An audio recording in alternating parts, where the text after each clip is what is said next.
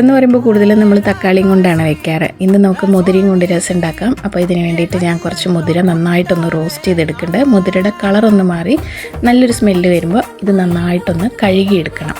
മുതിരയിൽ കല്ലുണ്ടാവും. അപ്പോൾ കഴുകിയെടുത്തിട്ട് കൂടെ ഒരു തക്കാളി ഇട്ട് കുക്കറിൽ ആവശ്യത്തിന് വെള്ളം ഒഴിച്ചിട്ട് ഒരു 5-6 വിസിൽ വരുന്നവരെ നന്നായി വേവിച്ചെടുക്കാം. പിന്നെ മല്ലി, വറ്റൽമുളക്, കുരുമുളക്, ജീരകം, വെളുത്തുള്ളിയൊക്കെ ഒന്ന് ഇടിച്ചെടുക്കാം. പിന്നെ വെന്ത് വന്ന മുതിര ഒന്ന് നമുക്ക് സ്ട്രെയിൻ ചെയ്തിട്ട് ആ മുതിര അങ്ങോട്ട് മാറ്റി വയ്ക്കാം.